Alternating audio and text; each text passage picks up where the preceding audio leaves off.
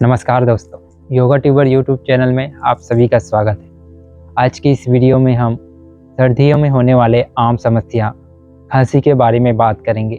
खांसी का आना वैसे तो एक प्राकृतिक क्रिया है जिससे हमारे शरीर की गंदगी, बलगम, कफ इत्यादि शरीर से बाहर निकलता है। लेकिन जब खांसी लंबे समय तक बने रहे तो ये हमारे श्वास नली, गले और हमारे छाती पर गलत प्रभाव डालते हैं और हमारे श्वास नली को कमज़ोर बना देते हैं। तो आज की इस वीडियो में हम इसी खांसी को दूर करने के लिए कुछ योगाभ्यास करेंगे। तो चलिए आज का वीडियो शुरू करते हैं।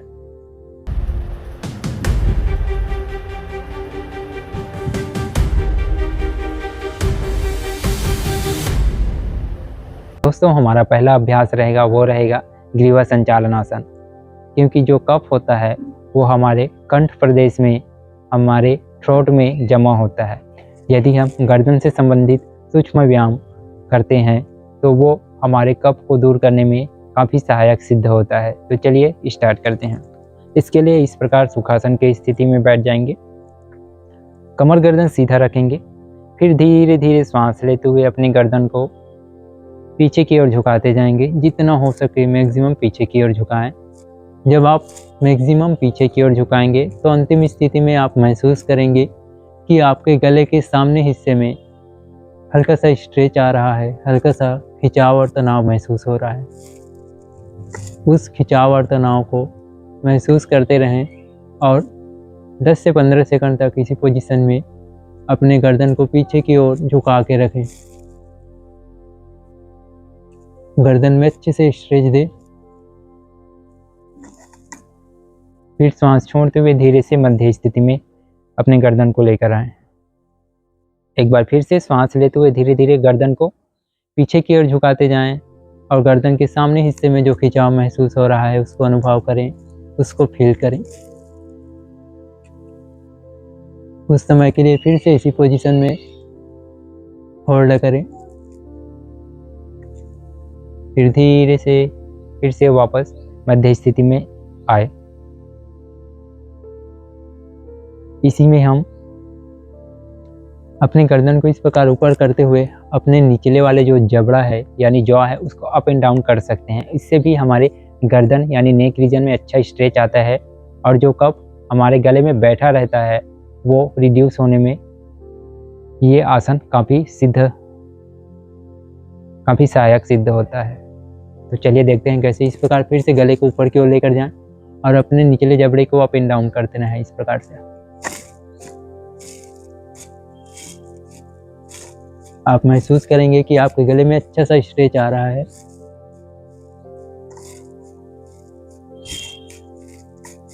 इस तरीके से अपने निचले जबड़े को, निचले जॉ को 10 से लेकर 12 तक अप एंड डाउन करें। फिर धीरे से अंतिम स्थिति में फिर धीरे से फिर से वापस मध्य स्थिति में आ जाए। इसी में हम फिर से अपने गर्दन को पीछे की ओर झुकाएंगे और गर्दन को पीछे की ओर झुका के रखते हुए ही हम अपनी गर्दन को सेमी सर्कल में सामने की ओर हल्का सा इस प्रकार रोटेट करते रहेंगे। सांस लेते पीछे झुका लें, फिर सांस छोड़ते इस प्रकार हल्का सा गर्दन को ट्विस्ट करते जाएं।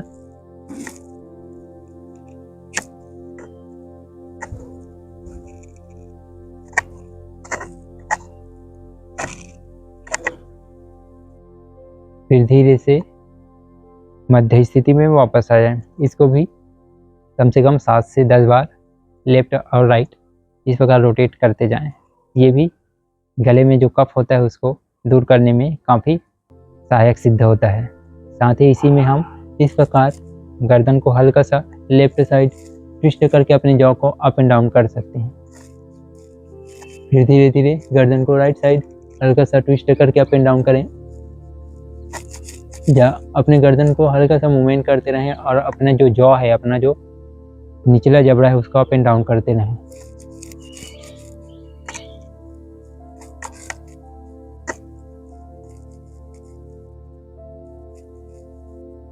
इस प्रकार से आप इसको भी कम से कम 5 से 7 बार करें।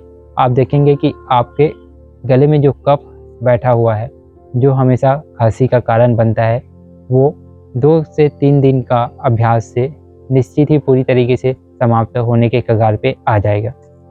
तो ये रहेगा हमारा गले संबंधित सूक्ष्म व्यायाम। हमारा जो दूसरा अभ्यास रहेगा वो रहेगा पेट के बल लेटकर किए जाने वाले आसन। पेट के बल लेटकर हम उन आसनों को करेंगे जिससे हमारे गर्दन प्रदेश में ज़्यादा से ज़्यादा प्रभाव पड़े। तो हमारा जो पहला आसन रहेगा वो रहेगा भुजंगासन यानी कोबरा पोज। भुजंगासन के लिए हम सबसे पहले पेट के बल लेट जाएंगे। इस प्रकार पेट के बल लेट जाएंगे और दोनों हाथों को अपने कंधों के जस्ट नीचे रखेंगे। पैरों को पूरी तरीके से पीछे की ओर फ्लैट करके रखेंगे। फिर सांस लेते हुए हम अपने अपर बॉडी को, अपने हेड को, अपने दोनों शोल्डर को और अपने चेस्ट को अप करेंगे और अपना जो हाथ है उसको एल्बो से लेकर रिस्ट तक ऊपर रखेंगे। हमारा जो पाम रहेगा हाथों का वो नीचे ज़मीन पर रहेगा। इस पोजीशन में होल्ड करें और अपने गर्दन को जितना हो सके मैक्सिमम पीछे की ओर झुकाने का प्रयास करें। इस स्थिति में आप देखेंगे, अनुभव करेंगे कि आपके गले में हल्का सा स्ट्रेच आ रहा है और अपने लोअर बैक में भी हल्का सा स्ट्रेच आ रहा है। तो ये भी खांसी के लिए काफ़ी यूज़फुल आसन में से एक है। इस स्थिति में कम से कम 15 से 20 सेकंड तक रुकने का प्रयास करें। फिर धीरे से सांस छोड़ते हुए वापस मध्य स्थिति में आ जाए, प्रारंभिक स्थिति में आ जाए। इस तरीके से आप भुजंगासन को भी कम से कम 5 से 7 बार कर सकते हैं और हर एक स्थिति में कम से कम 20 से लेकर 25 सेकंड तक होल्ड करने का प्रयास करें। जब होल्ड करेंगे तो ध्यान देंगे कि आप अपने गर्दन को जितना हो सके पीछे की ओर झुकाने का प्रयास करेंगे। फिर अंतिम स्थिति में फिर से वापस सीधा लेट जाएंगे। तो ये रहेगा दूसरा अभ्यास भुजंगासन। इसी में हमारा जो तीसरा अभ्यास रहता है वो रहता है मकर आसन। मकर आसन के लिए हम इसी प्रकार से पेट के बल ही लेटे रहेंगे।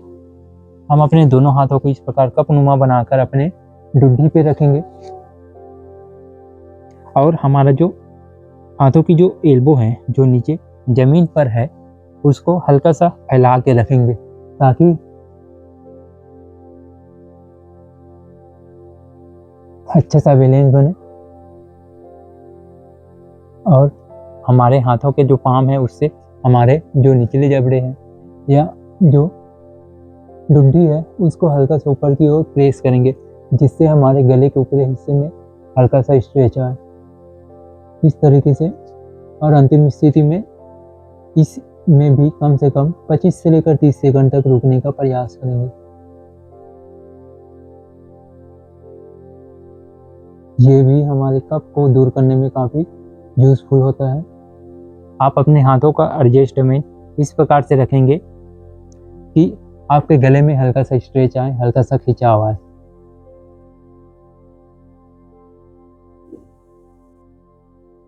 इसमें भी कुछ समय तक रुकने का प्रयास करें, फिर धीरे से वापस आ जाएं। तो ये था तीसरा आसन मकर आसन। हमारा जो चौथा आसन रहेगा वो रहेगा शीर्षासन या सर्वांगासन। शीर्षासन क्योंकि प्रारंभिक योगाभ्यासियों के लिए थोड़ा कठिन आसन है तो उसको आप करने से बचेंगे। शीर्षासन की जगह हम सर्वांगासन का अभ्यास करेंगे। सर्वांगासन भी हमारे गले में यानी कंठ प्रदेश में संकुचन पैदा करता है जो कफ को रिड्यूस करने में काफ़ी सहायक सिद्ध होता है। तो चलिए देखते हैं सर्वासन किस प्रकार करेंगे। सर्वासन करने के लिए हम सबसे पहले इस तरीके से पीठ के बल लेट जाएंगे।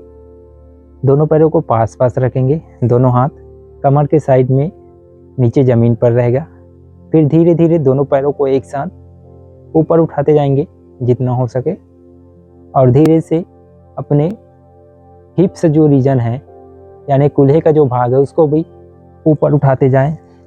पैरों को पीछे लेकर जाते जाएं और दोनों हाथों से अपने पीठ प्रदेश को सपोर्ट दें, सहारा दें और धीरे से दोनों पैर को सीधा ऊपर आसमान की ओर उठा लें। ये हो गया सर्वांगासन। इसमें आप देख रहे होंगे कि हमारा कंठ और हमारा जो छाती है वो दोनों आपस में टच कर रहा है और हमारे कंठ में हल्का सा स्ट्रेच फील हो रहा है। ये भी कफ के लिए काफ़ी यूज़फुल आसन है। इस स्थिति में भी कुछ समय तक रुकने का प्रयास करें।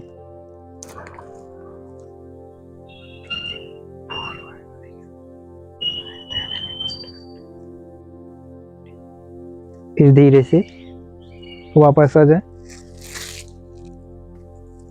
इसी में हमारा जो अगला अभ्यास रहेगा वो रहेगा मार्जरी आसन यानी cat cow pose. Cat cow pose के लिए हम सबसे पहले वज्रासन की स्थिति में आ जाएंगे। इस प्रकार वज्रासन की स्थिति में बैठ जाएं। फिर अपने घुटनों से एक हाथ और एक हथेली की दूरी लेकर अपने हाथों को मेट पे अच्छे से स्थापित कर लें। फिर धीरे से अपने हिप्स को अप करें और अपने शरीर का पोजीशन इस प्रकार बनाएं कि एक टेबल की भांति दिखे। जब हम मार्जरी आसन में आएंगे तो ध्यान देंगे कि हमारा जो नी है वो जस्ट हिप्स जॉइंट के नीचे रहे और हमारा जो रिस्ट है वो जस्ट शोल्डर जॉइंट के नीचे रहे और हमारा रिस्ट और हमारा जो घुटना है वो एक सीधी लाइन में रहे, इसका ध्यान देंगे। और पीछे पैरों को एक दूसरे के समानांतर रखेंगे ताकि हमारे शरीर का आधार बढ़िया बने, बेस बढ़िया बने। चलिए फिर यहीं से सांस लेते हुए हम धीरे धीरे अपने गर्दन को जितना हो सके ऊपर की ओर लेकर जाएंगे। इस स्थिति में भी गले में जो खिंचाव महसूस हो रहा है उसको अनुभव करेंगे और अपने कमर को नीचे की ओर प्रेस करेंगे। अंतिम स्थिति में कुछ समय तक रुकने का प्रयास करेंगे। फिर श्वास छोड़ते हुए धीरे धीरे अपने डुड्डी को अपने चेस्ट से मिलाने का प्रयास करेंगे और अपना जो कमर है, अपना जो स्पाइन है उसको ऊपर की ओर प्रेस करेंगे। फिर से सांस लेते हुए आप सांस छोड़ते हुए डाउन। लास्ट आवृत्ति। सांस लेते हुए आप कुछ समय तक होल्ड करें।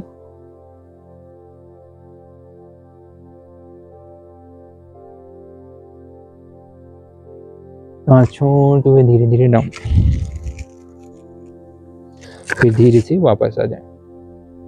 तो इस तरीके से आप मकर मार्जरी आसन यानी केट काउ पोज को भी 7 से 10 बार करेंगे तो ये भी कफ में काफ़ी यूज़फुल रहेगा। फिर यहीं से हम 2 प्राणायाम का अभ्यास करेंगे। पहला रहेगा कपालभाति प्राणायाम और दूसरा रहेगा भस्त्रिका प्राणायाम। कपालभाति प्राणायाम के लिए सुखासन की स्थिति में बैठ जाएं। कमर गर्दन सीधा कर लें, दोनों हाथ घुटनों पर ज्ञान की मुद्रा में रखें और स्वाभाविक श्वास प्रश्वास के साथ पेट में स्टोक लगाते जाएं।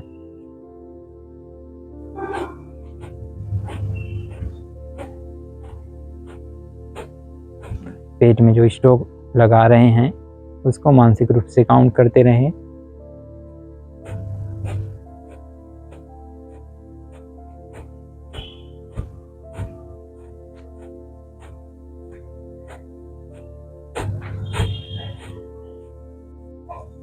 कपालभाति प्राणायाम भी हमारे शरीर में गर्माहट लाता है, गर्मी पैदा करता है, जो कफ को रिड्यूस करने में काफ़ी यूज़फुल प्राणायाम में से एक है। इस तरीके से कपालभाति प्राणायाम का अभ्यास करेंगे। 60 स्टोक का कम से कम 5 सेट लगाएंगे तो आप महसूस करेंगे कि आपका जो दोनों नोस्ट्रल है यानी सांस नली है वो खुला हुआ महसूस होगा, आपकी लंग्स कैपेसिटी बढ़ा हुआ महसूस होगा। चलिए हमारा जो दूसरा प्राणायाम रहेगा वो रहेगा भस्त्रिका प्राणायाम। भस्त्रिका प्राणायाम के लिए दोनों हाथों को फोल्ड करके शोल्डर के पास लेकर आएं। सांस लेते हुए दोनों हैंड अप करेंगे, फोर्सफुली इनहेल करेंगे, फोर्सफुली एक्सहेल करेंगे, यानी तेजी के साथ श्वास अंदर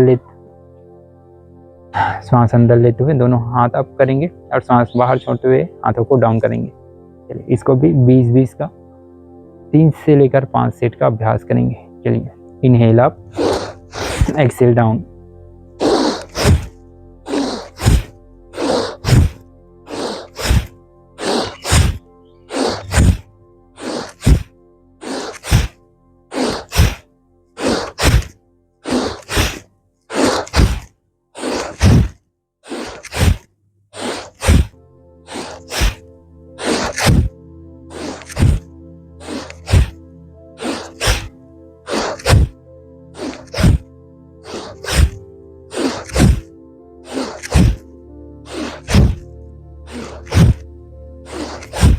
धीरे से प्रारंभिक स्थिति में वापस आ जाएंगे।